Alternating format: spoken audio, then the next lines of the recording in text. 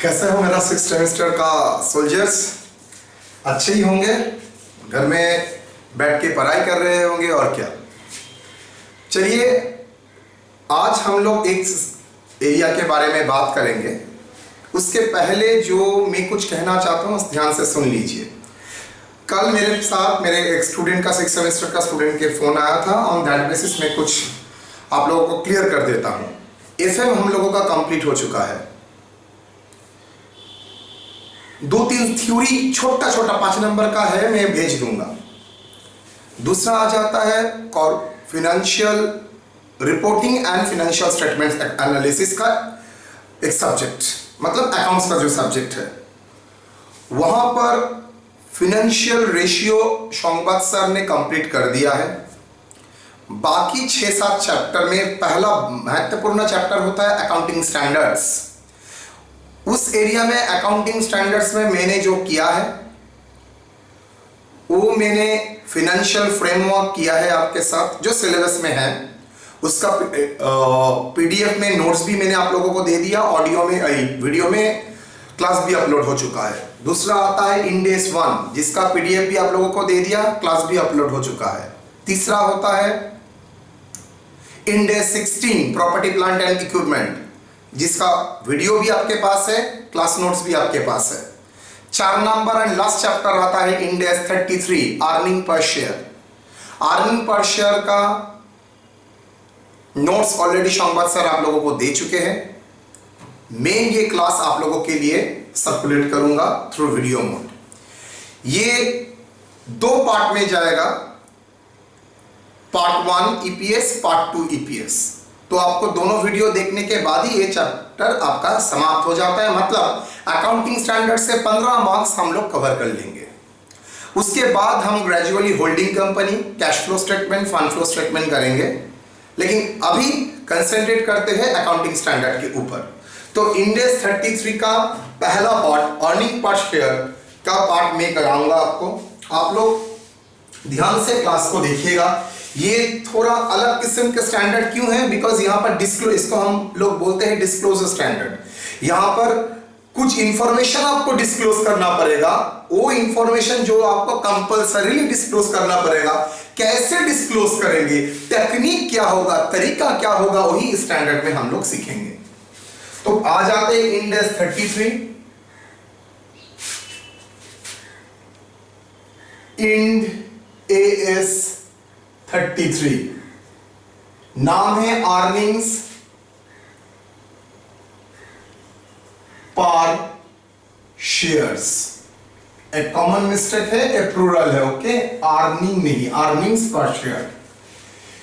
यहां पर 2 तरीके से आपको अर्निंग पर शेयर दिखाना पड़ेगा। थियोरेटिकल डिस्कशन मैं नहीं करूंगा, ऑलरेडी शोंगबात सर का नोट्स अच्छे तरीके से दिया है, वो आपको पढ़ना पड़ेगा। मैं थोड़ा प्रॉब्लम हाई लेवल में नहीं, थोड़ा प्रॉब्लम मैं आप लोगों को शेयर करूंगा क्लास में। एक है basic EPS earning per share और न्यू कॉन्सेप्ट डाइल्यूटेड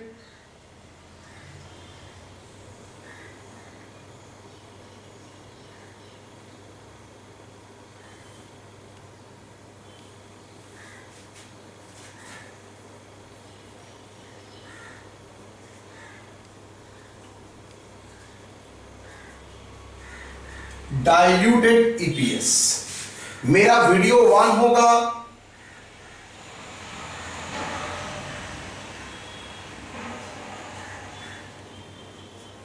ईपीएस के ऊपर, 2 होगा डाइल्यूटेड ईपीएस के ऊपर। तो चलिए पहले बेसिक ईपीएस के ऊपर आते हैं।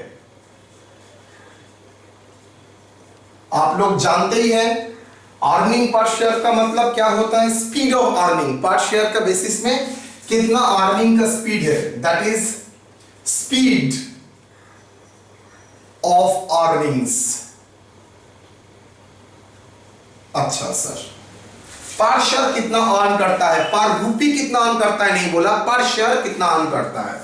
फाइन, फॉर्मूला एकदम क्या है? earnings available equity shareholders.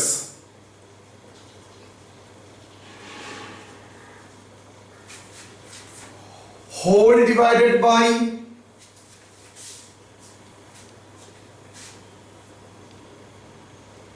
average, yes,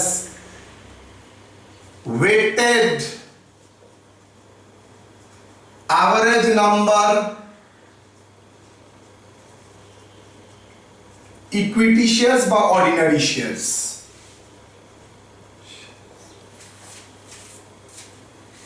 ये टर्म आपके लिए न्यू है, वेटेड एवरेज टर्म न्यू नहीं है। एक पूरा वर्ड आपके सेंटेंस आपके लिए मतलब फ्रेजिंग आपके लिए न्यू है, weighted average number of equity shares. एक एग्जांपल के दौर में पहले दिखा देते हैं। फॉर एग्जांपल, क्या है एग्जांपल? फॉर एग्जांपल हम मान के चलते हैं आपका अर्निंग अवेलेबल है 1 लाख और नंबर ऑफ शेयर्स आपका है 2000, 10,000 शेयर्स। साल में शुरू में ही आपका था पूरा साल। एक कौन सा ईयर का अर्निंग है? सन 2019-20 का। और एक कौन सा किसका शेयर है सर? पूरा साल का मेरा 10,000 शेयर ही था, तो आप बोल सकेंगे अर्निंग पर शेयर ₹10 पर शेयर। लेकिन ये 10,000 शेयर कब था सर? 1 अप्रैल 2019 में ये शेयर था। तो मैं मान के चलता हूं ड्यूरिंग द ईयर कोई शेयर इशू नहीं हुआ। तो अगर ड्यूरिंग द ईयर कोई शेयर इशू नहीं होता है तो 10,000 ही मेरा पूरा ईयर मेरा शेयर था। तो 1 लाख डिवाइडेड बाई 10,000 शेयर, तो अर्निंग पर शेयर ₹10 हो गया। सपोज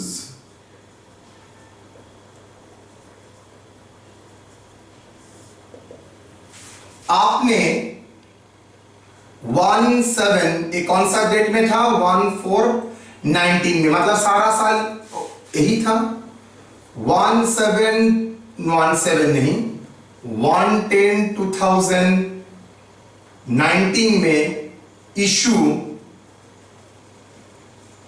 फ्रेश 10,000 शेयर्स और भी 10,000 शेयर इशू किया। आप लोग बोलेंगे सर ईपीएस करने में क्या प्रॉब्लम है? 1 लाख तो ले ही लेते हैं, क्या सब सिखाते हैं सर? 10,000 था ओपनिंग में, हाँ, अरे फर्दर इशू किया है 10,000, तो सर इसमें क्या कुछ बड़ा बात क्या आपने किया है? नहीं, 20,000 शेयर्स इक्वल टू ₹5 पर शेयर्स। इसमें क्या न्यू किया है? माय डियर फ्रेंड, यहां पर ही आप लोगों का मिसकंसेप्शन सामने आता है। आपने 10,000 शेयर को मान के चले थे, सारा साल में आपका 10,000 शेयर है, तो आराम से 10,000 शेयर से डिवाइड करके आपने कर लिया। लेकिन जब आप यहां पर आते हैं, आपने 10,000 शेयर जो सारा साल के शुरू में था और जो 10,000 शेयर आपके mid of the year issue हुआ था, आप दोनों को सेम वेटेज दे रहे हैं। मतलब जो शेयर्स आपका शुरू से इन्वेस्टेड था और जो शेयर आपका mid of the year investment हुआ है, इशू हुआ है, दोनों का क्या सेम वेटेज हो सकता है? याद करो तो आप लोगों में जो डिपार्टमेंट के ऊपर अधिकार है, निशा जो लास्ट में आई है, 6th सेमेस्टर में कॉलेज में ज्वाइन किया ना, 5th सेमेस्टर में कॉलेज में ज्वाइन किए, क्या सेम अधिकार होता है? हाँ, मेरे लिए तो स्टूडेंट सभी है, लेकिन आप लोग क्या करते हैं? तू क्या जानता है, तुझसे तो हम लोग कॉलेज के बारे में ज्यादा जानते हैं। नेचुरल सी बात है, बिकॉज आप लोगों ने 3 साल झेला है हम लोगों को, और वो सिर्फ 1 साल झेल रही है।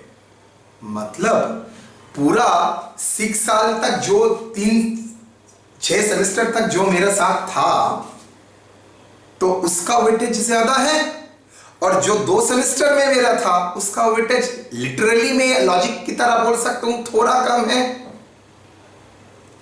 ऐसा सिचुएशन में अगर दोनों का वेटेज अलग होना चाहिए, बिकॉज जितना दिनों कॉलेज में है उसी हिसाब अगर मेरा वेटेज है, तो मेरा तो ये ऐड करना जरा सा गलत है। तो उसको आपको देखना पड़ेगा, नहीं 10,000 शेयर सारा साल में था और ये 10,000 शेयर 6 महीना तक इशू हुआ था। तो दोनों का वेटेज सेम नहीं है। अगर दोनों का वेटेज सेम नहीं है, आपने कैसे ऐड किया? मेरे साथ आपका ऐड हो सकता है, पीएम सर के साथ मेरा ऐड हो सकता है। पीएम सर कॉलेज में मॉडल 20 ईयर से ऊपर हो गया, कॉलेज 25 साल से ऊपर हो गया, मेरा 10 साल हुआ है, वेटेज नहीं हो सकता। Why? Because their weightage is much higher than me. SJ ma'am, much higher than weightage than me. Why? Because their experience is more. तो अगर their experience are more, तो यहाँ पर भी सोच के देखो, जो शेयर साल के शुरू में था और जो share mid of the year in issue हुआ है, दोनों का वेटेज तो सेम नहीं है। तो अगर दोनों का वेटेज सेम नहीं है, तो आपने ऐड कैसे कर लिया 10 + 10? मान लीजिए और कुछ शेयर 10,000 आपने इशू किया है ठीक मार्च के फर्स्ट डेट में, 1 मार्च को। कैन यू से the same, they have the same weightage? Sir अगर करते भी है, गलत करते हैं। आप लोगों ने जो सुना था ना, that is total earnings divided by number of shares, उस कंसेप्शन में थोड़ा प्रॉब्लम है। यस, नंबर ऑफ शेयर तो agree, number of share easy हो जाता अगर मैं मान के चलूंगा ड्यूरिंग द ईयर कोई एडिशनल शेयर इशू नहीं हुआ। लेकिन ड्यूरिंग द ईयर अगर एडिशनल शेयर इशू हो जाता है और आप उसको ऑर्डिनरी के तरह ऐड करके अर्निंग से डिवाइड कर देते हैं, जैसे मैंने ये किया 1 लाख डिवाइडेड बाय 20,000, तो माय डियर फ्रेंड्स, मैं आपको गारंटी के साथ कह सकता हूं आपका कैलकुलेशन गलत है, ये रॉन्ग है, रॉन्ग सोल्यूशन, गलत है। बिकॉज आप कैसे 10 + 10 को ऐड कर सकते हैं जहां पर 10 का वेटेज पूरा साल का है, ये 10 का वेटेज पूरा साल है, मतलब दोनों का अलग अलग परव्यू है, दोनों का टाइम ऑफ इन्वेस्टिंग पीरियड अलग है। ये 12 महीना था और ये 6 महीना इन्वेस्टमेंट था। तो इसको अगर वेटेज देना है तो इसको 12 महीना का वेटेज देना पड़ेगा, और इसको अगर वेटेज देना पड़ेगा तो 6 महीना का वेटेज देना पड़ेगा। तो हम लोग पहली बार देखेंगे ये नंबर ऑफ शेयर्स का कॉन्सेप्ट तो मेरे पास था, टोटल नंबर ऑफ शेयर, लेकिन आज हम देखेंगे कैसे वेटेड एवरेज कैलकुलेट किया जाता है। तो ये वीडियो का फर्स्ट पार्ट में आपको दिखाऊंगा वेटेड एवरेज कैसे कैलकुलेट होता है, उसके बाद दिखाऊंगा अर्निंग पर शेयर कैसे कंप्यूट होता है। तो मिसकंसेप्शन का एरिया, पहले मिसकंसेप्शन क्लियर कर लेते हैं, उसके पहले अनलर्न करते हैं, उसके बाद रीलर्न करेंगे। अनलर्न क्यों? हम लोग जानते थे earning divided by number of shares, जितना शेयर मेरा क्लोजिंग है उसको डिवाइड कर दो। रीलर्न क्या? आज हम सीखेंगे नहीं सर, जो शेयर आपका क्लोजिंग डेट में है उसी से डिवाइड करेंगे तो आंसर गलत हो सकता है। इफ ड्यूरिंग द ईयर अगर कोई शेयर इशू हुआ है, अगर ड्यूरिंग द ईयर कोई शेयर इशू नहीं हुआ है, कोई शेयर का बाईबैक नहीं हुआ है, बाईबैक मतलब उठाना, मतलब खरीदा नहीं जाता है, कंपनी अगर बाईबैक करता है, आप लोग 5th सेमेस्टर में सीखे थे ना, फ्रेश इशू नहीं होता है, बाईबैक नहीं होता है, तो योर कंसेप्शन इज राइट। लेकिन if there is a buyback of shares, if there is a further issue, bonus issue, right issue, public issue, then sir ये formula will not work. Then आपको देखना पड़ेगा, then you can calculate the figure, otherwise ये figure आप calculate कर ही नहीं सकेंगे। तो पहले आपको सीखना पड़ेगा weighted average number of shares कैसे कैलकुलेट होता है। और यहां पर वेट मतलब इंपॉर्टेंस, वेट मतलब इंपॉर्टेंस। इंपॉर्टेंस किसका दिया जा रहा है? इंपॉर्टेंस दिया जा रहा है number of period invested during the month, number of period not invested during the month period. देखते हैं,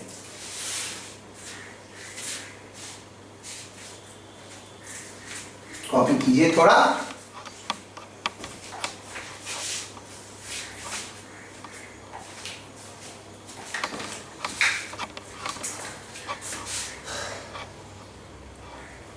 ये अगर गलत आंसर है सर, तो what is the right answer? तो राइट आंसर है वेटेड एवरेज। अर्निंग तो मेरे पास है sir 1 lakh, weighted average number of equity shares, ES मतलब equity shares.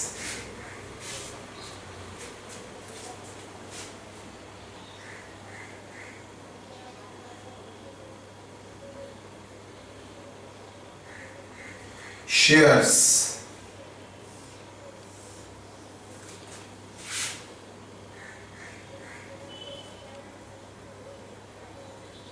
weight importance weighted share भाई इसका प्रोपोर्शन लिख सकते हैं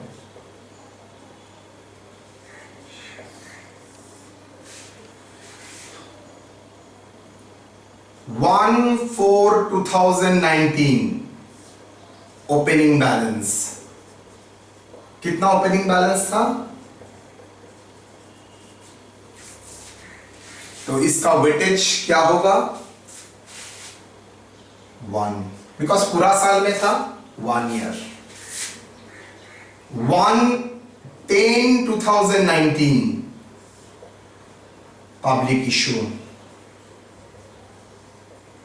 10,000 क्या ये पूरा साल था ना ये 1 ईयर था मतलब 12/12 तो 12 महीने by 12 month by 12 months but for the 10,000 shares ये तो सर 12 मंथ नहीं था तो इसका वेटेज टाइम प्रोपोर्शन के बेसिस में हम लोग वेटेज देंगे टाइम प्रोपोर्शन मतलब साल में कितना महीना वो इन्वेस्टेड था तो साल में कितना महीना था 6 months divided by 12 months okay that is a time proportion तो ये 1 कैसे आया अरे भाई 12 months divided by 12 months मतलब एक ही तो आता है और ये 6 month by 12 month तो 10,000 का इंपॉर्टेंस 1 तो वेटेज एवरेज 10,000 और ये 10,000 का वेटेज अब 10,000 नहीं बोल सकते उसका इंपॉर्टेंस क्या हो जाता है 10,000 into 6/12 मतलब 5,000 तो वेटेड एवरेज क्या होगा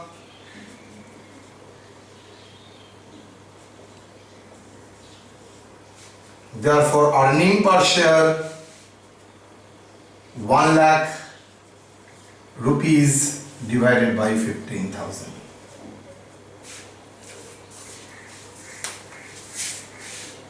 now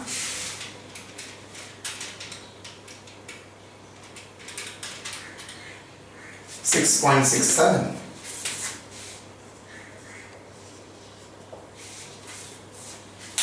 तो आपका जो कंसेप्शन था 10,000 डिवाइडेड बाय 20,000 गलत था बिकॉज आपने दोनों को ही ऐड पार कर लिया था आपने 10,000 प्लस 10,000 कर लिया था जो आपका गलत है आप अकाउंटिंग वाइज ऐड कर सकते हैं लेकिन मैथमेटिकली तो दोनों का सेम इंपॉर्टेंस नहीं है मैथमेटिकली 10,000 का इंपॉर्टेंस जो है उससे कम इंपॉर्टेंस है 10,000 जो सेकंड टाइम इशू हुआ था तो ये इशू को कवर अगर करते हैं दिमाग में अगर रखते हैं तो इंपॉर्टेंस को ही अगर वेटेज मानते हैं मतलब टाइम प्रोपोर्शन को ही अगर वेटेज मानते हैं तो 10,000 का वेटेज 10 मल्टीप्लाई करते हैं तो 10,000 ही आता है और ये 10,000 टाइम प्रोपोर्शन को अगर वेटेज मानते हैं तो पॉइंट कितना 6/12 दैट इज 0.5 तो 10,000 into 0.5 5,000 मतलब स्ट्रेट वे में आप देखेंगे तो मैं देखता हूं आप कर सकते हैं 10,000 plus 1 into 1 plus 10,000 into 6/12 okay that is the weighted average of the outstanding shares so EPS is 6.67 तो एक बात कंफर्म आज तक जो हमने सीखे वो भूल जाइए वो तभी राइट होगा अगर ड्यूरिंग द ईयर कोई इशू नहीं है लेकिन ड्यूरिंग द ईयर अगर इशू है for any reason bonus right further issue और बाईबैक अगर रहता है तो आपका ये फॉर्मूला मतलब earning available divided by number of shares my dear it will not work तब काम ही नहीं करेगा तब आपके लिए एक्चुअल में यही फॉर्मूला है earning available to equity share available by attributable to equity shareholder divided by available what ना ठीक नहीं है बेटा because available मतलब कितना उतना उसके हाथ में आएगा डिडक्शन के बाद attributable जो वो लोगों का ही है वो लोग क्या करता है उसका मैटर अलग है अवेलेबल मतलब रिजर्व माइनस करने के बाद तो अवेलेबल वर्ड ठीक नहीं है एट्रीब्यूटेबल वर्ड ही ठीक है तो ये फर्स्ट कंसेप्शन मिसकंसेप्शन हम लोगों का क्लियर हुआ अब हम लोग थोड़ा वेटेड एवरेज का प्रॉब्लम हम लोग देखेंगे जहां पर सिर्फ वेटेड एवरेज का काम हम लोग करेंगे तो वेटेड एवरेज में क्या हम लोग करेंगे थोड़ा देख लेते हैं। तो आप लोगों को पहले जानना पड़ेगा सर ये काम करने के लिए टाइम प्रोपोर्शन का कॉन्सेप्ट हम लोगों को लगेगा, मतलब कौन सा शेयर के लिए कितना टाइम प्रोपोर्शन है वो हम लोग देखेंगे। एक प्रॉब्लम ले लेते हैं हम लोग स्ट्रेट वे में, दो तीन जगह मैं आपके सामने लाता हूं। आप लोग प्रॉब्लम वन को दिखेगा, प्रॉब्लम वन आपको कहां मिलेगा, मेरा जो शीट इसके साथ आपका अटैच रहेगा वो मैं आपको दूंगा, वही शीट को आप प्रॉब्लम नंबर वन में के साथ देखेंगे। प्रॉब्लम में नहीं कॉपी कर रहा हूं, मैं क्वेश्चन कर रहा हूं। आप लोग पहला जो काम कीजिएगा, मेरा जो 10 प्रॉब्लम है वो पहले कॉपी कर लीजिएगा, नहीं तो बार बार आपका प्रॉब्लम हो सकता है देखने में। करे तो यहां पर हम लोग वेटेड एवरेज नंबर भी सीखेंगे, अर्निंग एट्रीब्यूटेबल भी सीखेंगे धीरे धीरे। Problem number one,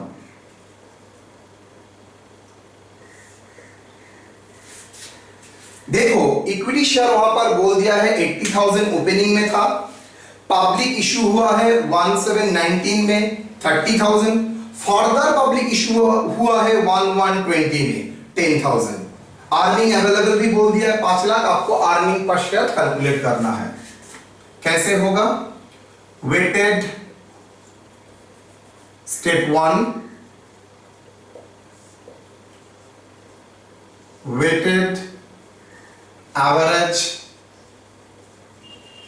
number of equity share,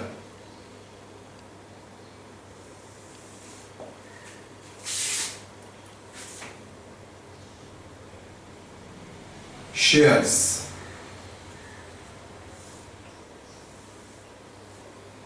time proportion,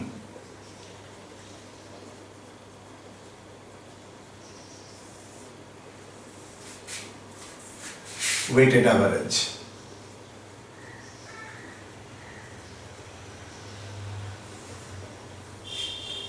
first share 1419 opening कितना था 80,000, ये तो डे वन से था, तो डे वन से है मतलब full year 12/12 time proportion that is equal to 180,000।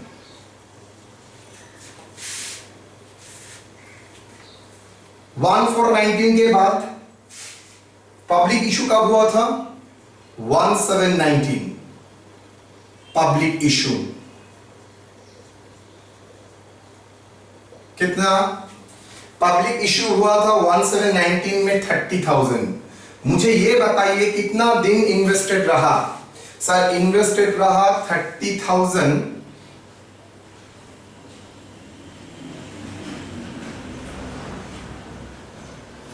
17 ना, मतलब 4, 5, 16 मंथ के बाद इशू हुआ था, मतलब पूरा 9 मंथ इन्वेस्टेड था 9/12। तो वेटेड क्या होगा 30,000 इंटू 9/12,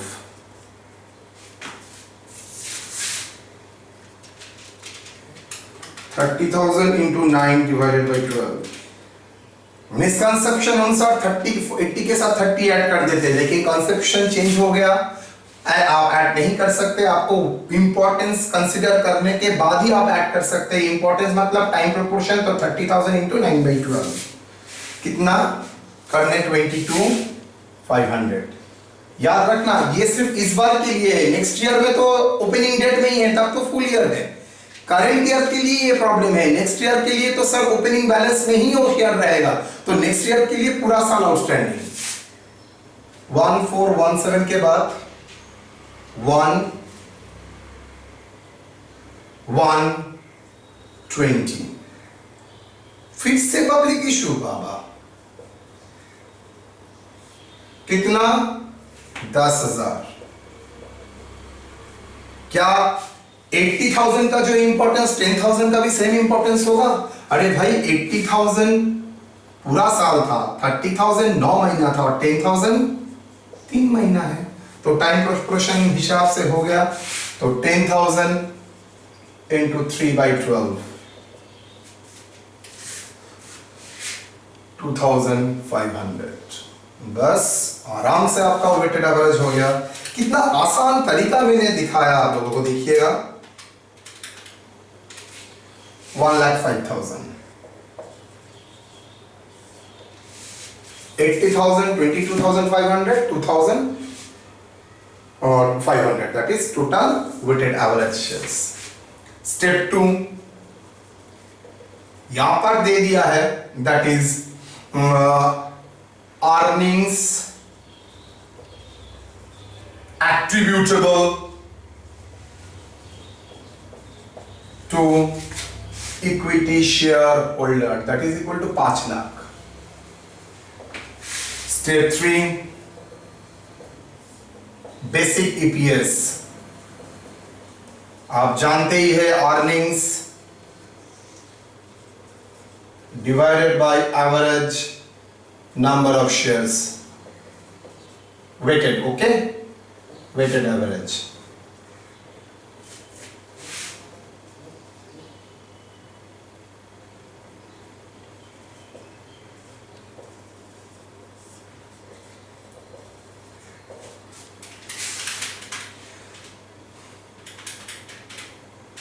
देखो भाई, कैलकुलेशन भूल हो सकता है, हाँ, कॉन्सेप्शन में कुछ भूल नहीं होगा,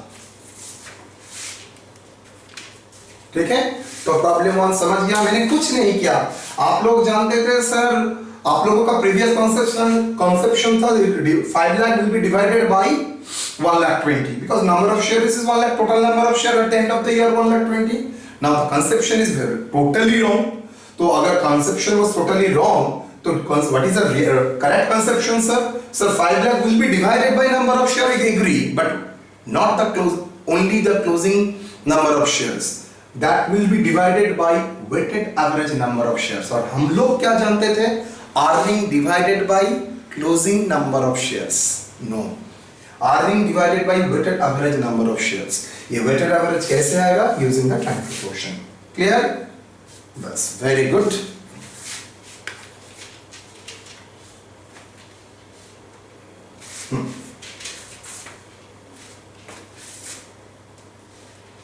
अब हम लोग प्रॉब्लम नंबर 1 का कॉपी हो गया, आई थिंक, हाँ।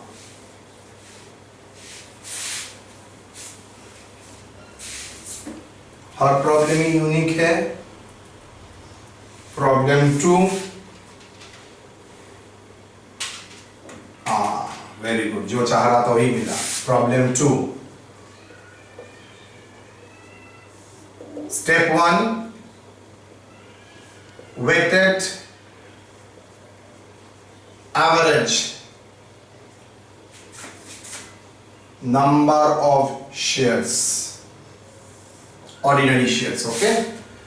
तो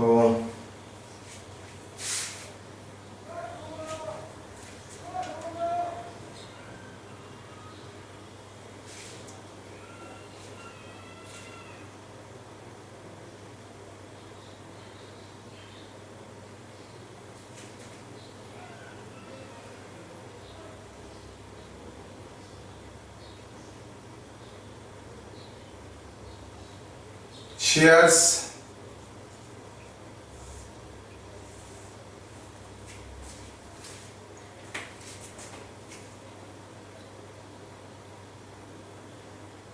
weightage time proportion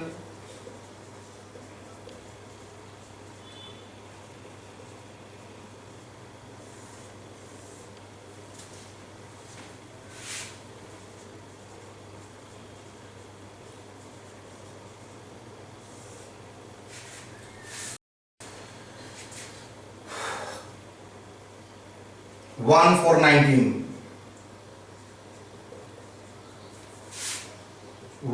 for 19 opening balance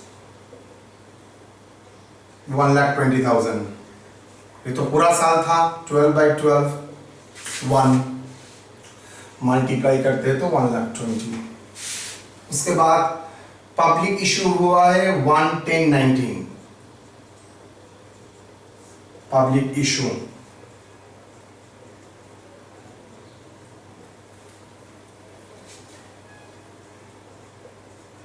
$30,000, क्या होगा 6/12, तो 30,000 इंटू 6/12,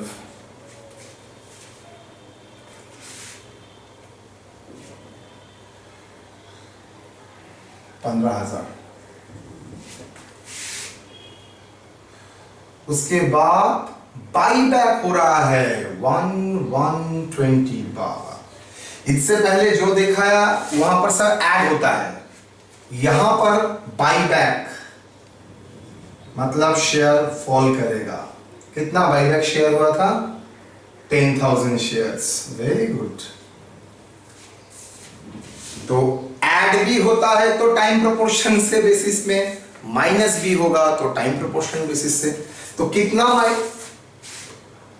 10,000 जो माइनस हो गया था, कितना साल कितना महीने तक माइनस था, मतलब बाईबैक कब हुआ था 1/120, तो 3/12, मतलब जब बाईबैक में सर क्लास करते हैं जब टाइम प्रोपोर्शन बेसिस में, तो नेचुरली जब बाईबैक होगा वो क्या माइनस है, वो भी टाइम प्रोपोर्शन के बेसिस में होगा। तो 3/12 टाइम प्रोपोर्शन मतलब 10,000 डायरेक्टली माइनस नहीं करेंगे। हाँ, अकाउंटिंग वाइज 1,20,000 प्लस 30 माइनस 10 1,40,000, लेकिन मैथमेटिकली तो सर लॉजिक तो नहीं मिल रहा है, तो लॉजिक माइनस डायरेक्ट 10,000 नहीं कर सकते। जैसे 30,000 ऐड हुआ था तो डायरेक्टली ऐड नहीं किया, टाइम प्रोपोर्शन में ऐड किया। तो 10,000 जब माइनस करेंगे तब डायरेक्टली 10,000 माइनस नहीं करेंगे, उसका टाइम प्रोपोर्शन बेसिस से माइनस करेंगे। तो कितना महीने के लिए बाईबैक हो गया था, मतलब बाईबैक का डेट के से क्लोजिंग डेट तक कितना महीना हुआ 3/12, 1/120 से जनवरी फरवरी मार्च 3 महीना, तो कितना 2,500, सॉरी 10,000 इंटू 3/12, जितना तक मेरा लॉजिक हो रहा है 2,500, लेकिन minus, because buyback is a minus figure. तो ये 10,000 माइनस है, ये भी टाइम प्रोपोर्शन माइनस में ही आएगा। चलो 10,000 माइनस है तो फिगर क्या होगा 1,20,000 आपका था, टाइम प्रोपोर्शन में ऐड हुआ है 15,000 माइनस 2,500, होना चाहिए तो 10,000, लेकिन टाइम प्रोपोर्शन का इंपॉर्टेंस हम देते हैं तो 10,000 नहीं होना चाहिए, 2,500, 1,32,500। Okay, that is step 2। Step 3 earnings. क्या है अर्निंग्स? अर्निंग्स सर बोल रहा है 6 लाख। Step 3 basic EPS. याद रखना बेटा, आप डायरेक्ट ईपीएस लिखेंगे तो क्वेश्चन काट सकता है, बिकॉज ईपीएस बोल के कोई वर्ड नहीं है, आइदर बेसिक ईपीएस और डाइल्यूटेड ईपीएस।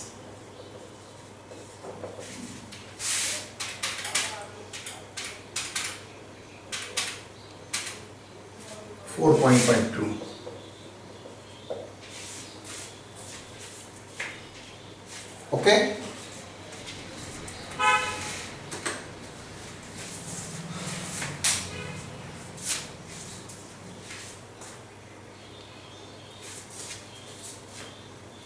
तो प्रॉब्लम नंबर 2 गया। अब आ जाते हैं प्रॉब्लम नंबर 3 में। आई थिंक हो चुका है आपका।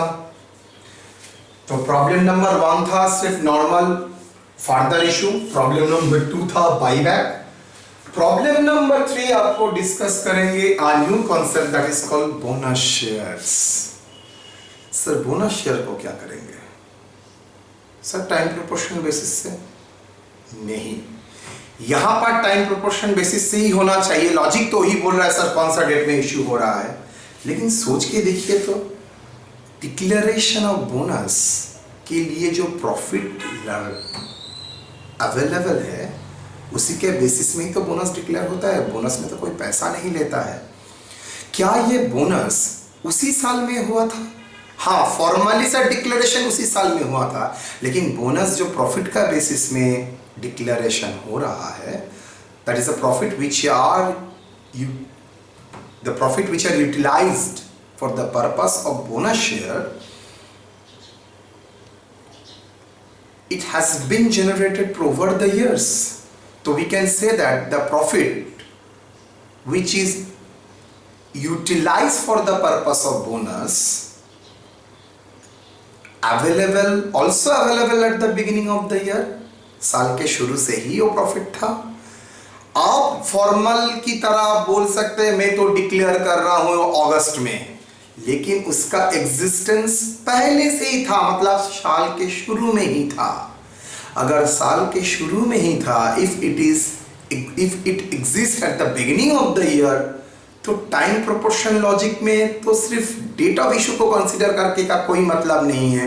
We shall consider the entire year, मतलब उसको फुल ईयर ही माना जाएगा। हाँ, दे रहा हूं, डिक्लेयर कर रहा हूं अगस्त, प्रोबेबली अगस्त में बोनस डिक्लेयर कर रहा हूं, प्रोबेबली दिसंबर 2019 में, प्रोबेबली जनवरी 2020 में, लेकिन मैं मान के चलूंगा ये bonus eight the beginning of 1/4/2019 से ही अवेलेबल था।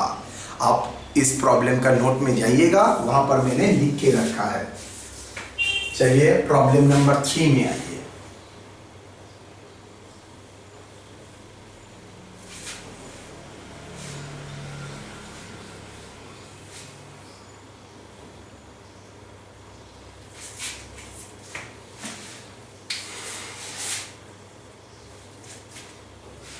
क्या एरिया है?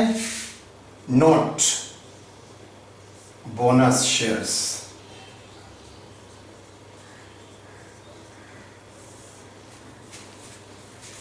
Declaration mid of the year हो ही सकता है, एंड ऑफ द ईयर हो ही सकता है। Assuming bonus elements exist from the beginning of the year। अगर सर वो बिगिनिंग ऑफ द ईयर में से ही ये मेरा था, मैंने डिक्लेयर बाद में किया, घोषणा बाद में किया, लेकिन था मेरा पास पैसा अवेलेबल था eight the beginning of the year. Profit तो आज जनरेट नहीं हुआ, प्रॉफिट तो एक्यूमुलेट बहुत साल से हो रहा है, तो मतलब साल के शुरू में ही भी था, तो मैं बोल ही सकता हूं ये बोनस जो डिक्लेयर हुआ यूटिलाइजिंग द प्रॉफिट, वो प्रॉफिट साल के शुरू से ही अवेलेबल था। अगर वो प्रॉफिट साल के शुरू से ही अवेलेबल था, तो मतलब तो सर मुझको तो रिसोर्स पहले से ही 1 साल तक मेरे पास था। तो why mid of the year का हम लोग टाइम प्रोपोर्शन देखेंगे, पूरा साल को ही मानेंगे, दैट फॉर देयर इशू हुआ है, तो पूरा साल को ही हम लोग पकड़ के ये फॉलो करेंगे। बिकॉज वाई पूरा साल को? बिकॉज जो प्रॉफिट इस्तेमाल करके बोनस दिया जा रहा है वो तो eight the beginning of the year में ही मेरा बैलेंस शीट में था। तो हाँ, डिक्लेयर बाद में कर रहे हैं, लेकिन जो डिक्लेयर करने के लिए प्रॉफिट वो तो बिगिनिंग ऑफ द ईयर में ही था, तो आराम से वो प्रॉफिट को ही हम लोग कंसीडर करके ही बोनस देते हैं। तो टाइम प्रोपोर्शन में इसको माना जाएगा for full year, that is use full year for time proportion. पूरा साल ही मान के चलते हैं। Very good. तो शेयर्स क्या है? शेयर्स 1419, ओपनिंग बैलेंस, बोलो बेटा ओपनिंग बैलेंस क्या है? 50,000। 1419 के बाद 1719,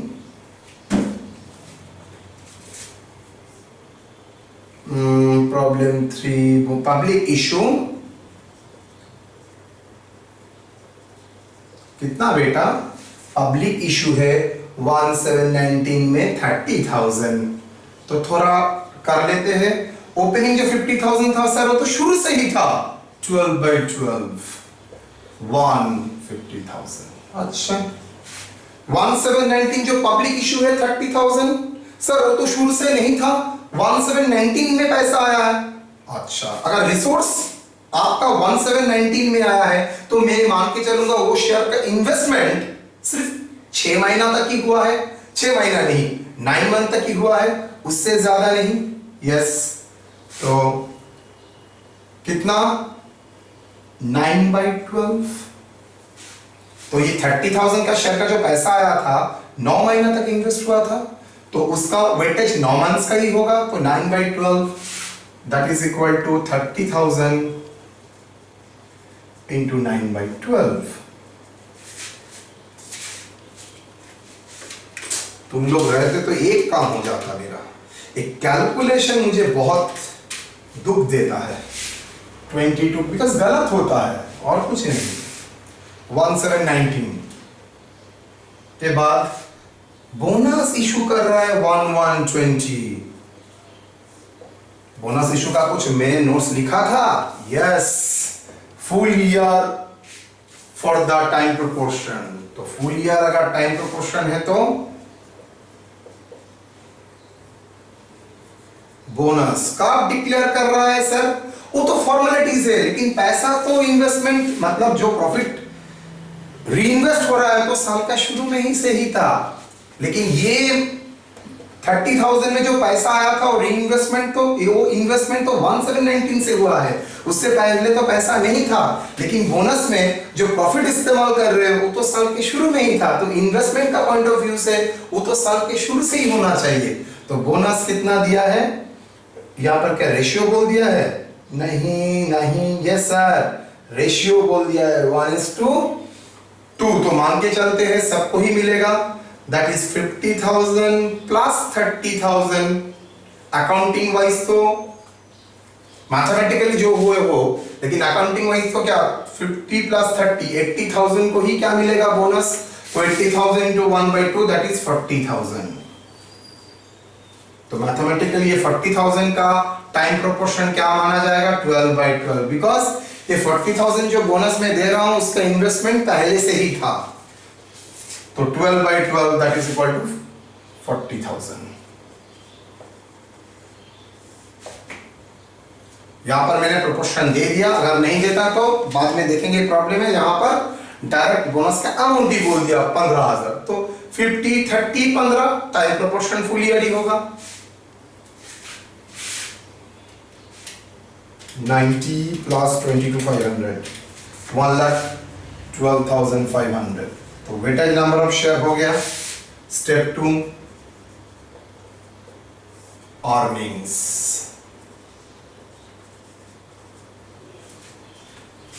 available by attributable to equity shareholder 2019-20।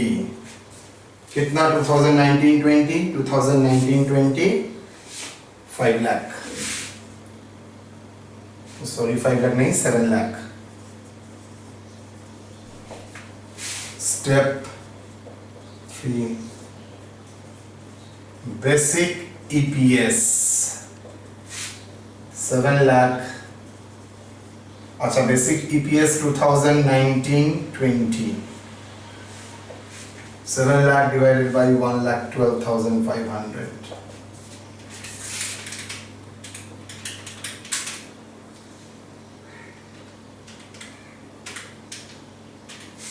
6.22। यहां पर आपको एडिशनल चीज करना पड़ेगा, बिकॉज लास्ट ईयर में भी आपने बेसिक EPS निकाला था। यस सर, अच्छी तरह से देख लीजिए, समझ लीजिए। बेसिक EPS ये करंट ईयर का था, तो ये लास्ट ईयर का कितना था सर? लास्ट ईयर का प्रॉफिट कितना था? 5 लाख। और लास्ट ईयर में आउटस्टैंडिंग शेयर सर कुछ नहीं बोला है तो मान के चलता हूं जो ओपनिंग बैलेंस है कितना लास्ट ईयर का ओपनिंग शेयर है, मतलब इस ईयर का जो ओपनिंग बैलेंस है वही लास्ट ईयर का मान के चलता हूं। अब तो कोई ऑप्शन नहीं है। ₹10 ये लास्ट ईयर का था। जरूरत है, क्यों जरूरत है बाद में बताता हूं। इंड एस 1 अनुसार आपको सिर्फ करंट ईयर का फाइनेंशियल स्टेटमेंट नहीं देना पड़ता है, आपको कंपैरेटिव भी देना पड़ता है। कंपैरेटिव मतलब लास्ट ईयर का डेटा। तो बोनस जैसे ही आप इशू करते हैं करंट ईयर में और आप मान के चलते हैं bonus eight the beginning of the year में था, मतलब ये तो लास्ट ईयर में भी था, तो तो लास्ट ईयर का जो फिगर है वो तो गलत है। मतलब मैंने लास्ट ईयर जो 10,000 किया वो तो मुझे तो पता नहीं था आपने नेक्स्ट ईयर में बोनस देंगे और नहीं, तो कंपैरेटिव फिगर जो 10 उसको चेंज करना पड़ेगा। तो क्या करेंगे, रीस्टेटेड। गलत तो नहीं था उस टाइम, तो मुझे यही पता था, लेकिन इस बार जैसे ही बोनस डिक्लेयर कर रहा हूं तो मैं जब कंपैरेटिव फिगर में दूंगा तब मुझे चेंज करना पड़ेगा। रीस्टेटेड बेसिक ईपीएस 2018-19 का 5 लाख तो रहेगा ही जो पहले किया था, 50,000 भी रहेगा, लेकिन प्लस वो जो बोनस मैंने सोचा था 40,000 that the beginning of the year है, तो बिगिनिंग ऑफ द ईयर में जो 50,000 का शेयर मान के चलते हैं, मतलब बिगिनिंग ऑफ द ईयर मतलब लास्ट ईयर का क्लोजिंग ऑफ द ईयर में भी वही था 50 प्लस 40, मतलब कंपैरेटिव फिगर भी आपका चेंज हो चुका है। 5 लाख डिवाइडेड बाय 90,000 5.55।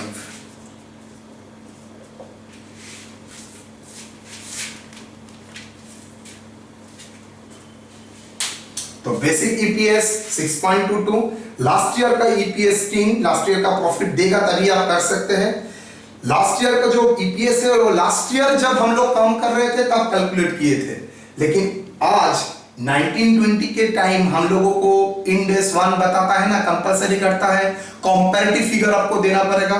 तो जैसे ही आप कंपैरेटिव फिगर में 10 लिखेंगे गलत हो जाएगा, बिकॉज ये इंफॉर्मेशन 2018-19 मतलब 31 मार्च 2019 में अगर कैलकुलेट करते हैं तो ठीक है, लेकिन जब ये कैलकुलेशन 31 मार्च 2020 में करेंगे तब आपको लगेगा भाई तब तो 50 नहीं था, 50 के साथ 40 भी तो था, बिकॉज ये बोनस शेयर में मान के चलता हूं eight the beginning of the year, मतलब 1/4/2019 से था, 1/4/2019 मतलब 31/3/2019 में भी था, तो 50,000 प्लस 40,000 5.5 आपका आंसर आ जाएगा। मतलब याद रखना, जहां पर आपको बोनस एलिमेंट मिलेगा, आई रिपीट, जहां पर you can identify the bonus element by bonus shares, उसी के दौरान करंट ईयर में तो होगा ही, प्लस बैक ईयर का ईपीएस भी रीस्टेटेड करना पड़ता है, उसी का नाम है रीस्टेटेड बेसिक ईपीएस। अगर बोनस रहता है तो, अगर बोनस नहीं रहता है तो नो इशू, कोई झमेला ही नहीं है इसमें, ठीक है। चलिए जी,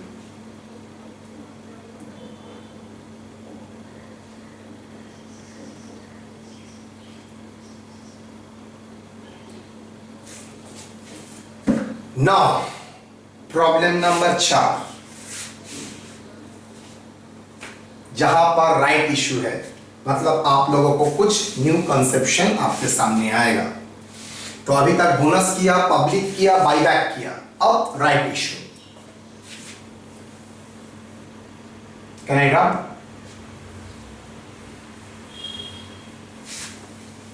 राइट इशू क्या होता है बोलो तो? सिखाया था ना, आतिफ असलम का प्रोग्राम था, टिकट मेरे पास था, रूम नंबर 13 में क्लास हुआ था, मेरे पास अधिकार है, वो अधिकार को मैं इस्तेमाल करूंगा।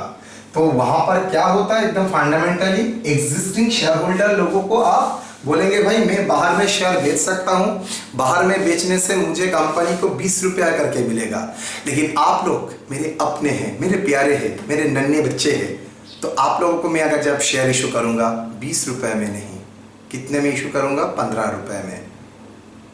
मतलब ये क्यों दिया? 20 रुपए में बाहर में दे सकता था, आप लोगों को 15 रुपए में शेयर दे रहा हूं, बिकॉज आपका राइट है, मुझे इसलिए देना पड़ा। तो 5 रुपया जो आपको बेनिफिट मिला वो क्या है? That is called the bonus element. मतलब आपको क्या करना पड़ेगा? आपको बोनस एलिमेंट और राइट शेयर में पेड अप पार्ट दो अलग करना पड़ेगा। देखने में तो आपको एक ही लगेगा, लेकिन बोनस और राइट दो अलग अलग हिस्सों में है। आपको राइट शेयर से दो पार्ट आपको आइडेंटिफाई करके करना पड़ेगा।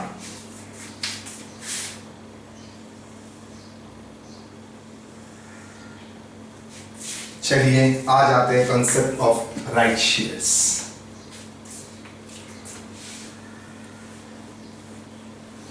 क्वेश्चन नंबर 4 में देखिए राइट शेयर्स है।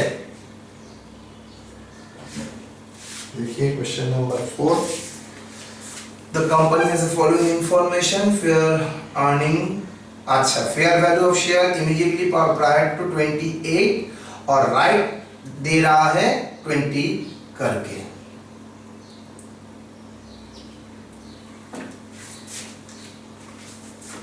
तो राइट शेयर का notes on right shares,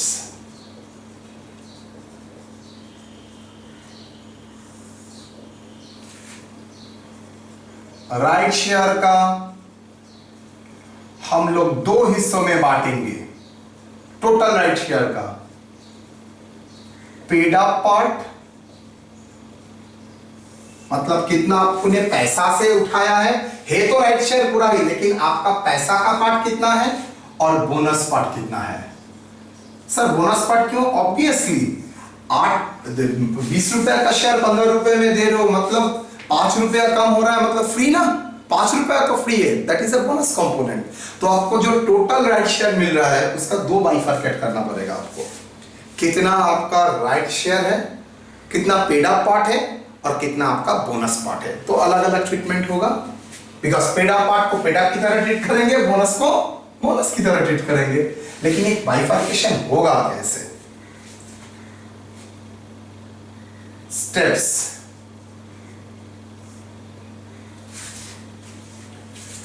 calculate the fair value of shares।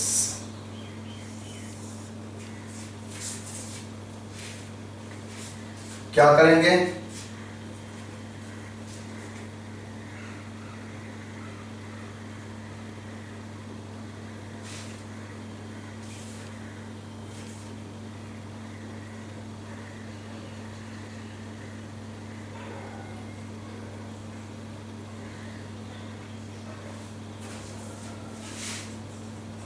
After right, calculate the fair value of shares after right।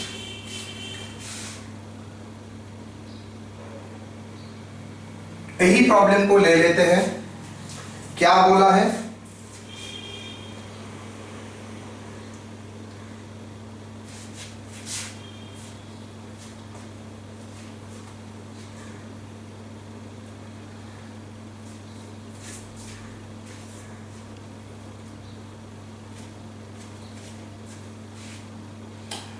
$1 lakh equal right share, अच्छा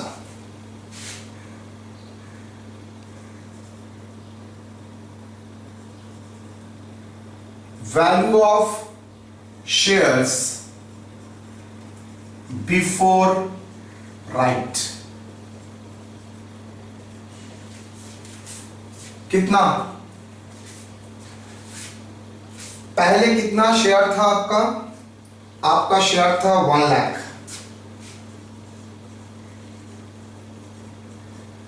just before right आपका share का price कितना था? देखिए fair value of share immediately prior to exercise the right ₹28।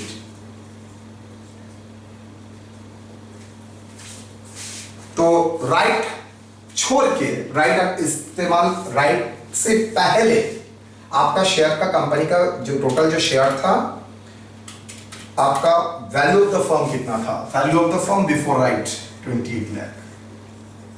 That is मैं बोल सकता हूं value of the firm before right. क्या बोला? Value of the firm before right plus proceeds from right. कितना आपको राइट शेयर मिला है? 1 लाख इंटू 1/4, वही तो दिया है, यस 1/4 कितना? इंटू 1/4 इंटू रुपीज कितने करके राइट का मिला था? 20 रुपया करके। तो आपको कितना मिला? 25,000 शेयर्स इंटू ₹20, मतलब आपने फर्दर 25,000 शेयर इशू किया 20 करके 5 लाख। तो value of the firm after right कितना होना चाहिए? राइट शेयर डिक्लेयर करने के पहले आपका 28 लाख था, जस्ट राइट डिक्लेयर करने से पहले, और राइट इशू से आपके पास कलेक्शन हुआ है, मतलब पहले आपका 28 लाख रुपीस का संपत्ति था, बिजनेस में एसेट था, मार्केट वैल्यू कर रहा है, उसके बाद फिर से बाहर से आपके बिजनेस में पैसा आया 5 लाख, तो 33 lakh. Value of the firm after right 33 lakhs. Number of shares after right कितना? Number of shares after right plus 25,000 कितना? 1,25,000. तो 33 lakh divided by 1,25,000. So 33 lakh is the value of the firm. Number of shares after right 1,25,000. Okay, तो right issue से पहले 28 लाख था, right issue से पैसा बाहर से आया है 5 लाख, तो कंपनी का संपत्ति हो गया 33 लाख, और number of shares right issue के बाद हो जाता है 1,25,000. तो मुझे आप लोग बोलिए आपका एक एक शेयर का कितना वैल्यू होगा? 26.4 रुपीस. तो आपका लॉजिकल वैल्यू होगा 26.4 रुपीस. देयरफॉर प्रोपोर्शन देखिए, 26.4 आपको जो पैसा मिला था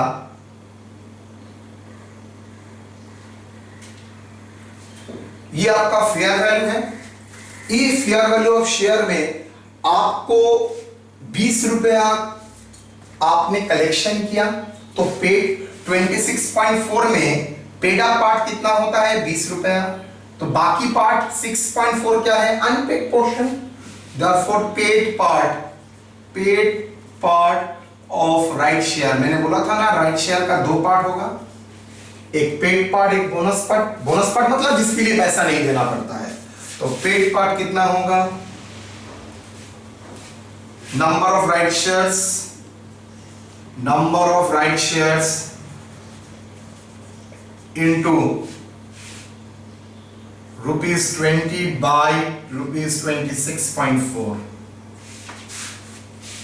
₹20 मतलब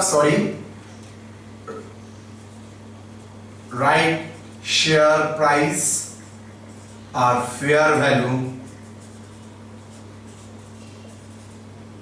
of share x राइट के बाद.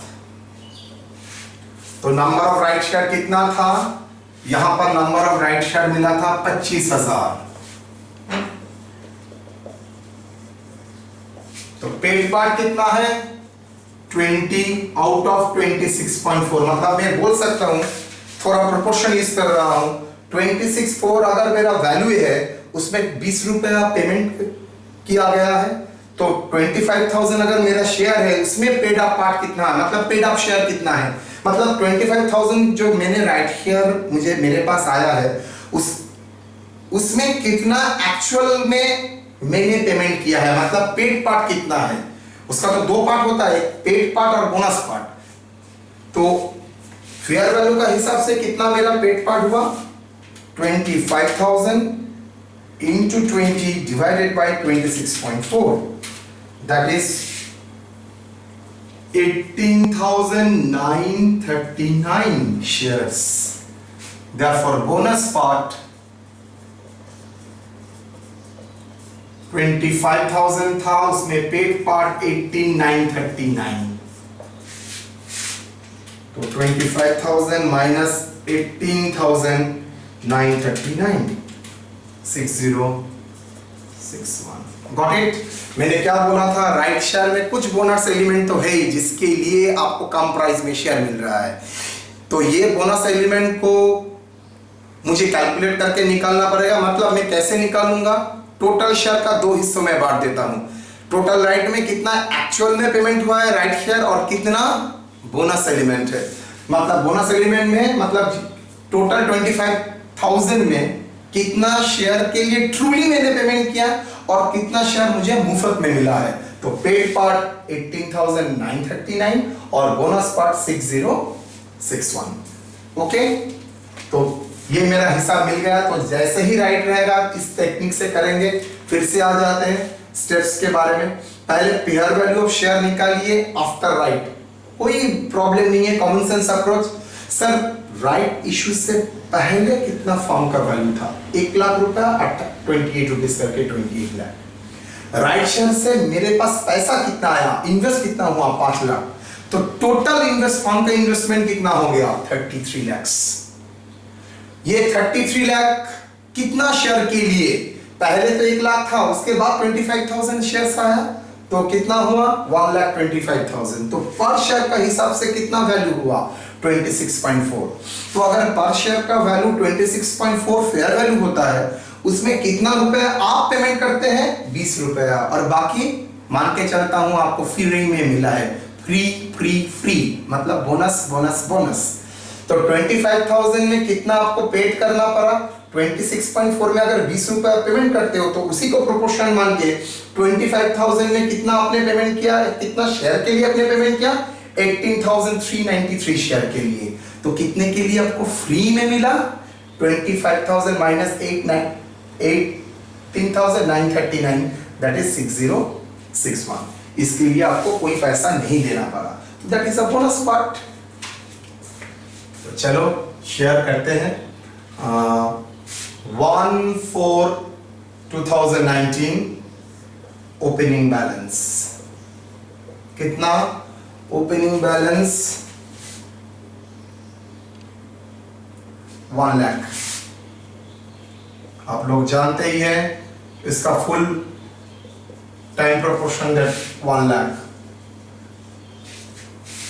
उसके बाद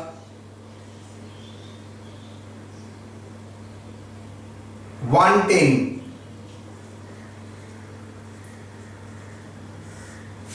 राइट इशू।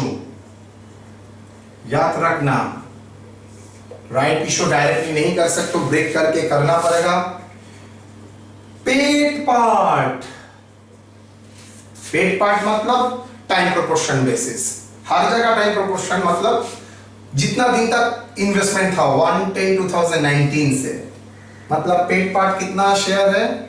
18,939। तो टाइम प्रोपोर्शन का बेसिस में कितना मंथ्स? 6/12। क्यों 6/12? 10 9 10 11 12 10 9 10 सॉरी 10 11 12 1 2 3 मतलब 6 मंथ्स।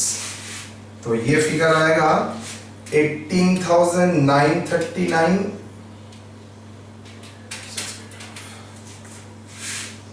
9,470। और बोनस पार्ट दो पार्ट था, तो दो हिस्सा था, तो एक पेड पार्ट और एक बोनस पार्ट। तो बोनस पार्ट का मैंने बाइफरकेट करके ही रखा था 6061। और आप जानते ही है बोनस का क्या लॉजिक है, कुछ पहले प्रॉब्लम में ही किया था सारा साल। बोनस सिर्फ एक फॉर्मेलिटी है, उसका पैसा पहले से ही रिजर्व में मौजूद था। तो 12/12 मतलब 6061। अच्छा ये 70 क्यों लिखा? 69 करते हैं, 0.5 को इग्नोर करते हैं। तो 1 lakh plus 9469 plus 6061 1,15,530 shares. Sir यहां पर बोलिए तो कितना ईपीएस होगा? करेंट ईयर का तो होगा ही। Step 2 earnings available. Earning available कितना? अर्निंग अवेलेबल करेंट ईयर में 2019-20 8 lakhs। रुपीज। स्टेप 3 ध्यान से, basic EPS 2018-19, 2019-20, earnings 5 lakh 8 lakh.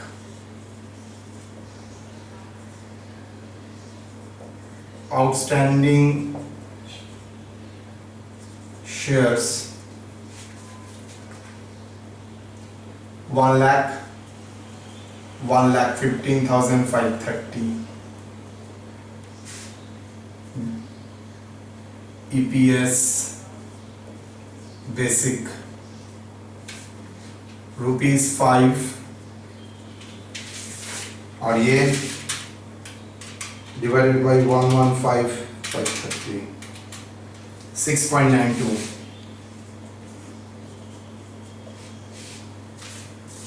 Done. जैसे ही बोनस एलिमेंट था, मैंने क्या बोला, लास्ट ईयर का जो ईपीएस, ये तो करंट ईयर का ईपीएस है, लास्ट ईयर का ईपीएस, वो लास्ट ईयर का ईपीएस को करंट ईयर में कंपैरेटिव फिगर देने के लिए आपको रीस्टेट करना पड़ेगा। रीस्टेटेड बेसिक ईपीएस 1920 का नहीं, सिर्फ 18-19 का कितना होगा, 5 lakh whole divided by 1 lakh तो था ही, प्लस बोनस एलिमेंट के लिए 6061, बिकॉज हम लोग मानते हैं ये 6061 eight the beginning of the year में था, तो 5 लाख डिवाइडेड बाय 106,061, 4.71 रुपीज 4.714। 18-19 में तो आपको पता नहीं था आप राइट इशू करेंगे, बोनस एलिमेंट के बारे में भी पता नहीं था, तो 18-19 में जब कैलकुलेट किए थे 5 रुपया। 19-20 में जब कैलकुलेट कर रहे हो तब तो करंट ईयर का 6.92 है ही, लेकिन कंपैरेटिव ईयर कैलकुलेशन करने के लिए आप 18-19 जो आपको देना ही पड़ेगा कंपैरेटिव फिगर, 18-19 का फिगर नहीं ले सकते, आपको रिकम्प्यूट करना पड़ेगा, because there is a bonus element. तो बोनस एलिमेंट को मान के चलते हैं साल के शुरू से ही था, तो कुछ नहीं करना पड़ेगा, साल के शुरू में जो इक्विटी शेयर था उसके साथ बोनस ऐड कर दीजिए, डिवाइड करके आंसर हो जाएगा। ठीक है, so that is a problem number 4।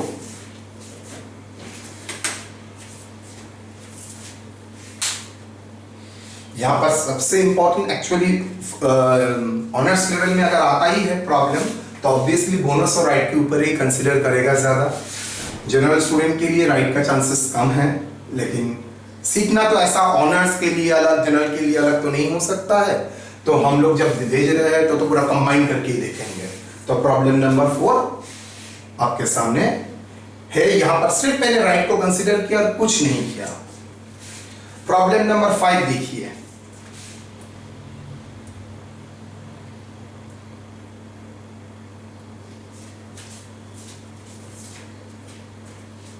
Problem number 5,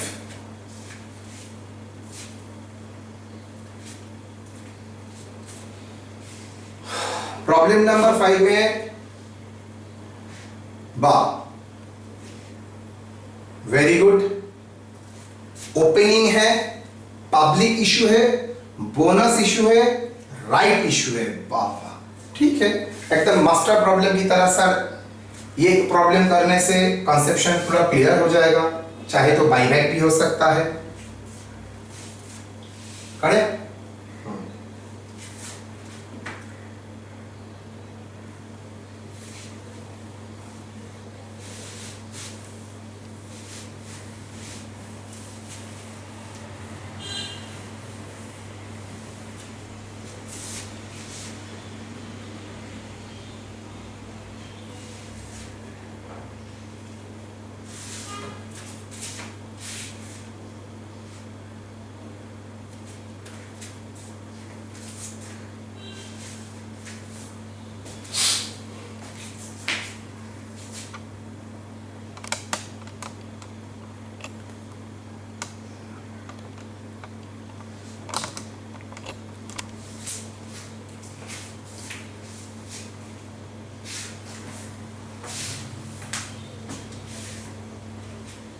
मैं अभी देख रहा हूँ, प्रोबेबली आपका वो पार्ट का आपने कल छवि में नहीं आया, वीडियो में मैंने कैप्चर में थोड़ा प्रॉब्लम हुआ, लास्ट लाइन नहीं आया, सॉरी बेटा।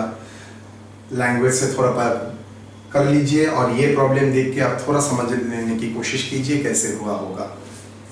सॉरी मेरे साइड से, मैंने देखा नहीं, एक्चुअली अकेला हूँ तो एक प्रोबेबल एस्टिमेशन नहीं होता है, तो इसलिए थोड़ा प्रॉब्लम हो जाता है। कितना में कट करना पड़ेगा, सेटिंग अप डाउन हो जाता है तो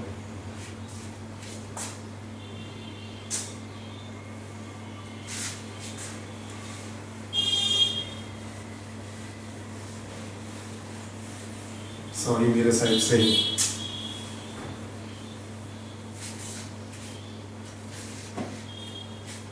question number 5,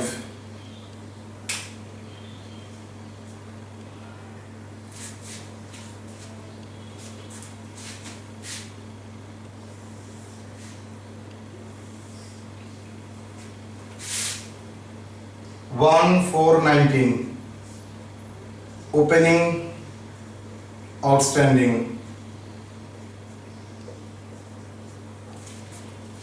1 lakh shares, time proportion full year। मुझे ही बुरा लग रहा है, मेरे पास तो फिगर भी नहीं है।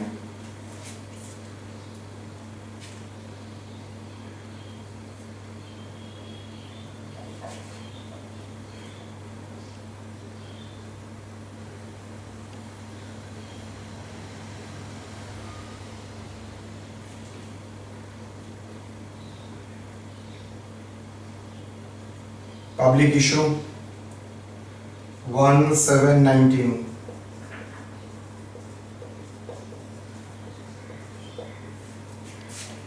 कितना? Public issue 1719 40,000।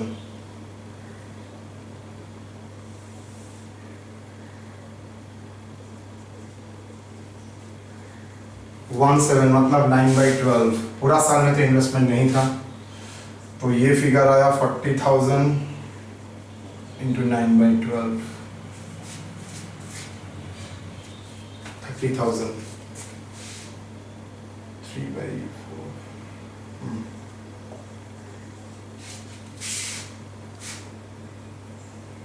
बोनस 1919 डिक्लेयर तो कर रहा है 1919, लेकिन मान के चलेंगे eight the beginning of the year से था। बोनस शेयर कितना? 30,000 बोल दिया है, वेरी गुड। कितना? 12/12 है तो डेट 19 का, लेकिन बोनस के लिए फुल ईयर पकड़ेंगे बिकॉज फॉर्मेलिटीज है।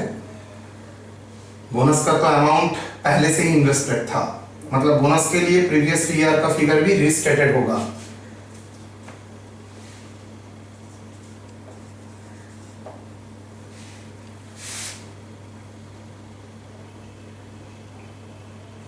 One 120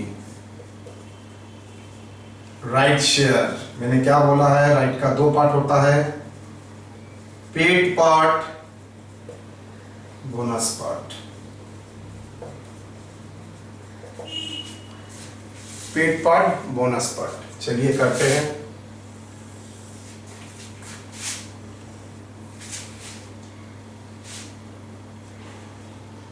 right shares, paid part. Step 1, fair value of right shares after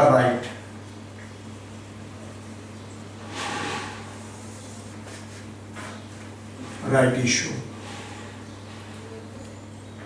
value of firm before right shares issue,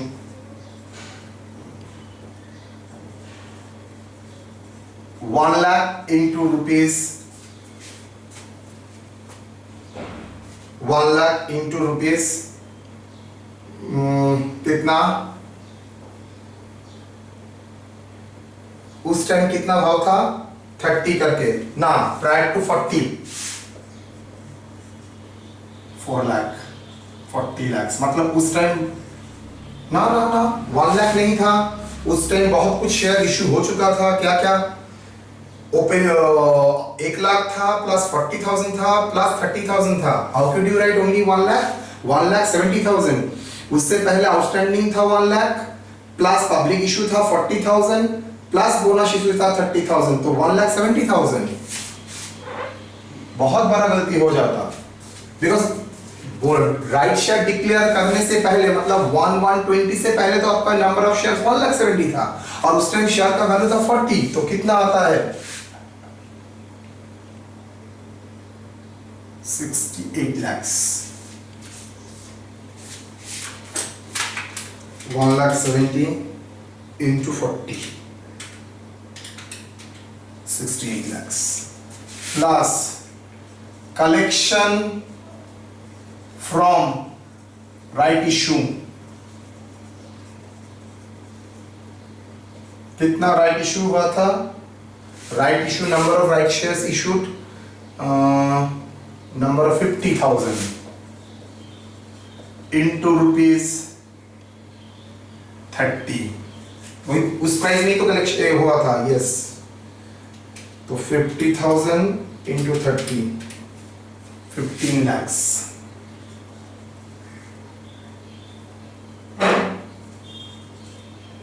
$68 lakh plus 15 lakhs, that is value of the firm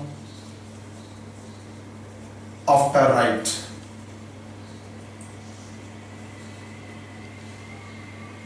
issue,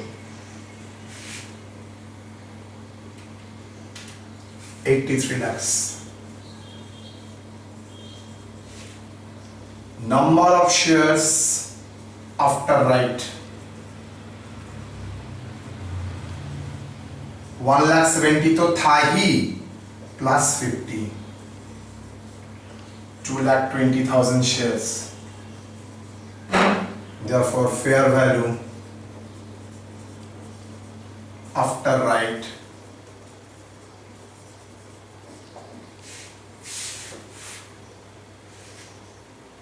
divided by 2,20,000, 37.72। तो 37.72 में आपने payment कितना किया right में? 30 rupees, और बाकी क्या आपको फ्री में मिला, मतलब बोनस में मिला। Therefore step 2,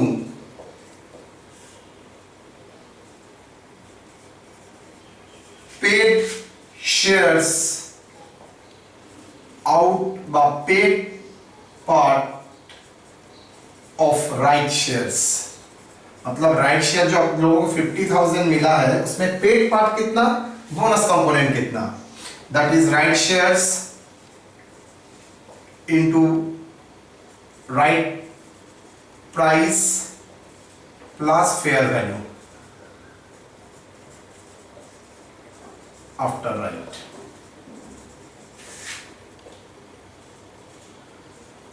$50,000 into 30 by 37.72, तो 50,000 into 30 divided by 37.72,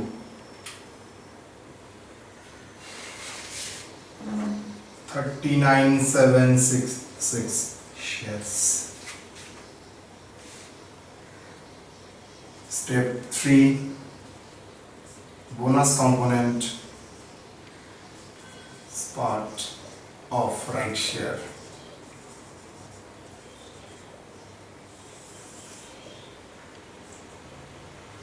$50,000 में मेरा पेड पार्ट है 39,766,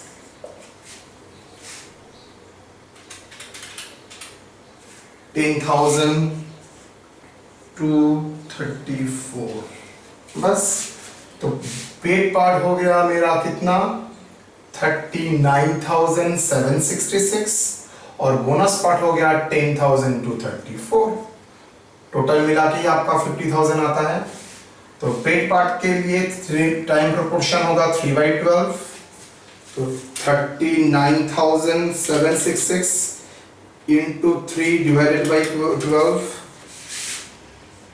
39,766 into 3/12, that is equal to 9,942।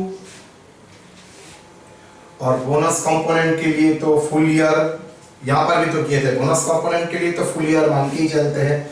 मतलब ये दोनों बोनस कंपोनेंट के लिए आपका लास्ट ईयर का फिगर कंपैरेटिव भी क्या होगा, चेंज हो जाएगा, रिस्टेटेड बेसिक ईपीएस करना पड़ेगा।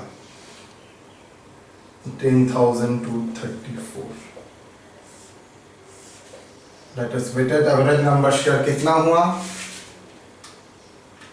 10,234 plus 30,000 plus 30,000 plus 1 lakh,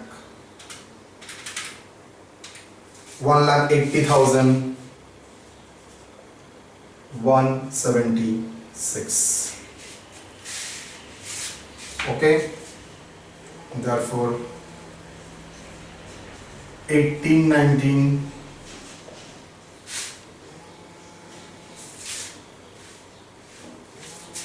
step 2 EPS 2018-19, 2019-20 earnings कितना, अर्निंग्स बोल दिया है 18-19 का 6 लाख और उसका 10 lakh.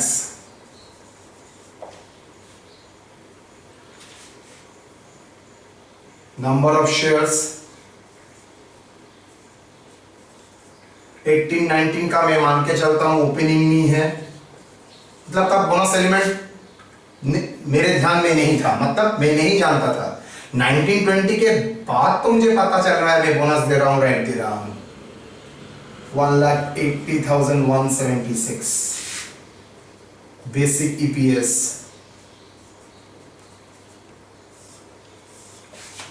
Rupees shares 6 lakh divided by 1 lakh 6,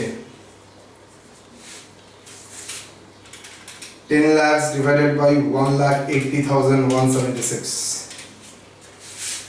rupees 5.55 restated। वही लास्ट प्रॉब्लम में कर रहा था, मेरा क्या हो गया, मिट गया। restated basic EPS 19-20 में जो कंपैरेटिव फिगर देना है उसके लिए सिर्फ रिस्टेट करना है। 18-19 में जब फाइनेंशियल स्टेटमेंट बनाएंगे तब तो 6 रुपया ही देंगे, लेकिन 19-20 में 18-19 का क्यों लगेगा, बिकॉज इंड AS 1 बोलता है कंपैरेटिव फिगर देना पड़ेगा, तो कंपैरेटिव फिगर में उसको डालना पड़ेगा। 5 लाख कितना होगा सर, 6 लाख तो होगा ही, divided by number of share 1 lakh plus जो बोनस शेयर इशू किया था, बोनस शेयर मतलब 30,000 प्लस 10,234, ये तो बोनस कंपोनेंट है ना, मान के चलते हैं साल के शुरू से ही था। That is 1 lakh plus 30,000 plus 10,234, 1,40,234, 1,40,234 equal to 6 lakh divided by 1,40,234, 4.278। मतलब 18-19 में जब फाइनेंशियल स्टेटमेंट प्रिपेयर किए थे तब ₹6 ही लिखे थे ईपीएस, लेकिन 19-20 में जब कैलकुलेट कर रहेंगे तब तो 19-20 का फिगर 5.5 पे आएगा, लेकिन जो कंपैरेटिव फिगर लास्ट ईयर का डेटा देना पड़ता है ना, तब अब अगर 6 लिख देते हैं वो गलत हो जाएगा, उसको को रीस्टेट करना पड़ेगा 4.278।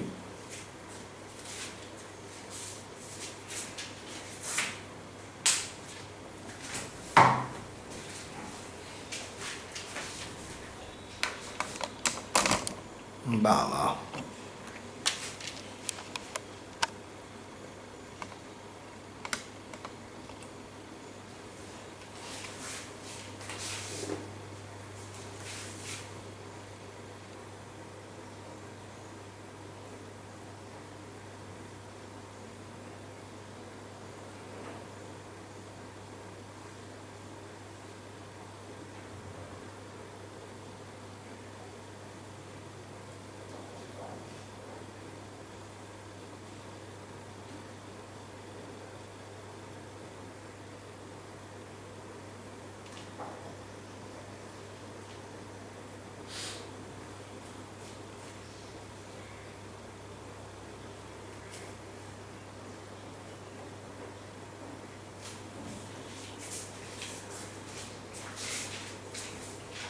चलिए,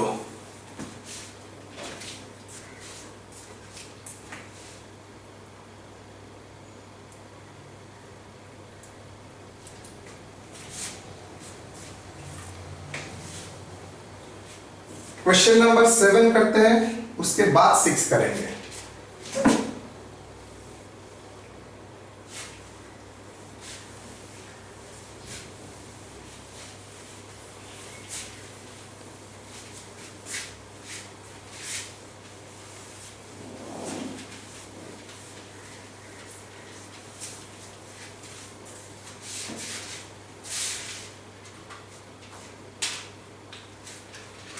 question number 7,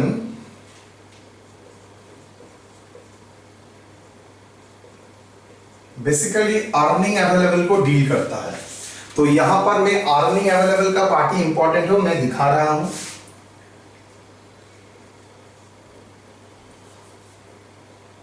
step 1, weighted average number of equity shares.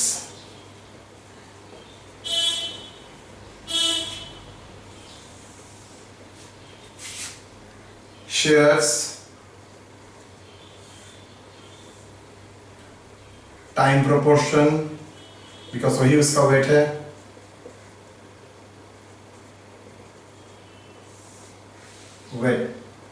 weighted share,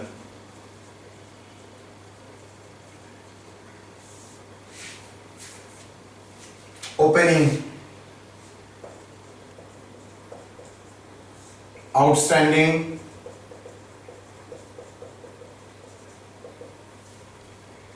$250,000 full year, that is equal to 12 by 12, 250,000.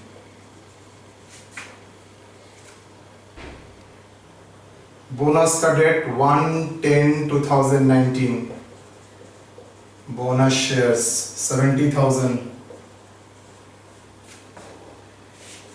कितना?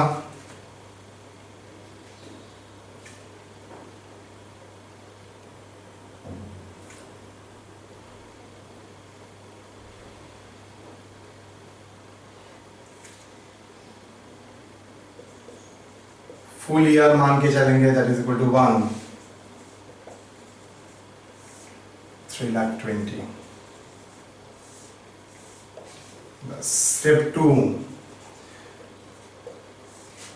Earnings,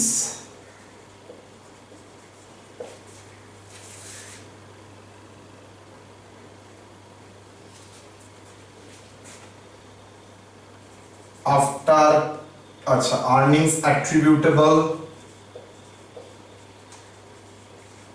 to equity share holder,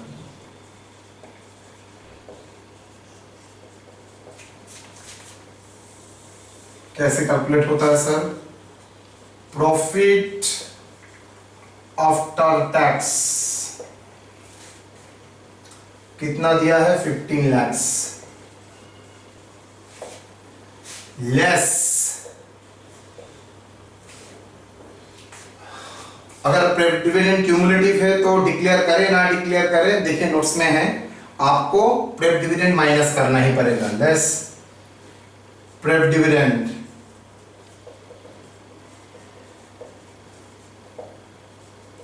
12% of 5 lakh.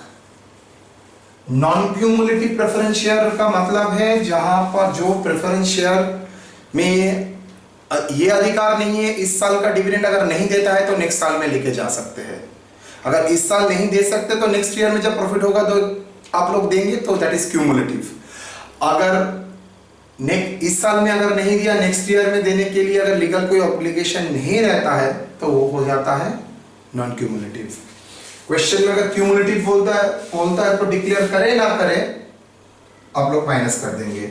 अगर नॉन क्यूमुलेटिव बोलता है तो आप देखिएगा डिक्लेयर किया है और नहीं, अगर नहीं बोलता है तो आप माइनस कर भी सकते हैं, assuming it is declared. Because profit after tax है तो डिक्लेयर नहीं करने का तो कोई सवाल ही नहीं है, छोड़ देगा वो लोग।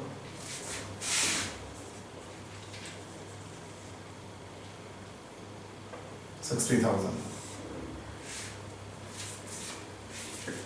प्रेफरेंस शेयर के लिए एक कंपोनेंट है, अभी प्रेफरेंस शेयर का एक इक्विटी कंपोनेंट होता है और एक लोन कंपोनेंट होता है। मैं यहां पर वो डिस्कशन नहीं कर रहा हूं।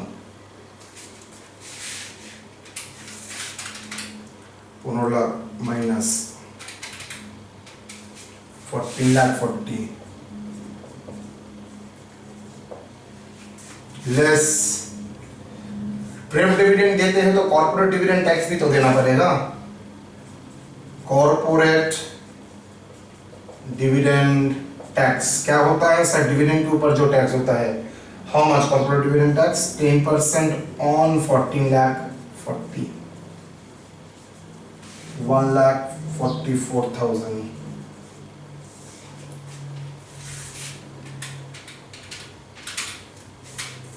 $12,96,000।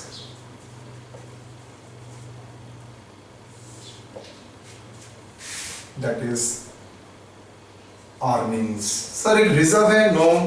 आप देखिएगा सिर्फ प्रॉफिट आफ्टर टैक्स से प्रेफ डिविडेंड माइनस होता है, कॉर्पोरेट डिविडेंड टैक्स माइनस होता है, कुछ नहीं। Earnings available.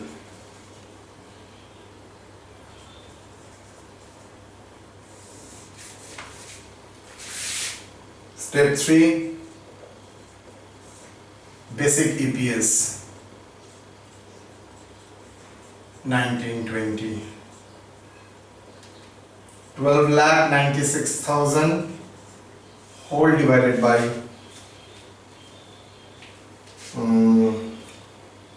3,20,000,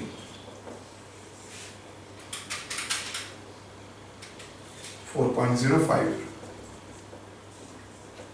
सर यहाँ पर रिस्टेटेड बेसिक ईपीएस नहीं करेंगे लास्ट ईयर का? नहीं कर सकेंगे, बिकॉज लास्ट ईयर का प्रॉफिट नहीं दिया। अगर लास्ट ईयर का प्रॉफिट देता तो कर सकते हैं, यहाँ पर नहीं दिया तो नहीं करेंगे। क्वेश्चन में अगर नहीं देता एग्जाम में, नहीं करेंगे। Done. That is problem number 7। Problem number 6 that is the last problem for the basic EPS. जहां पर वेरी स्मॉल प्रॉब्लम, वहां पर मजे का बात है, वहां पर यहां पर अभी तक जितना डिस्कशन मैंने किया था, हाँ पहला प्रॉब्लम में अर्निंग दिया जाता था, ये प्रॉब्लम में अर्निंग आपको कैलकुलेट करना पड़ा। सिर्फ ये दो कॉन्सेप्ट से आपको करना पड़ेगा। ये प्रॉब्लम आने का चांस इस बार बहुत हाई है। कंसेप्शन बेस्ड प्रॉब्लम मतलब जहां पर छोटा टाइम रेशियो भी है, छोटा अर्निंग है, मतलब 2 + 2 + 1। मैंने बोल दिया है 5 से ज्यादा यहाँ पर क्वेश्चन आ ही नहीं सकता। तो 2 + 2 + 1। ओके,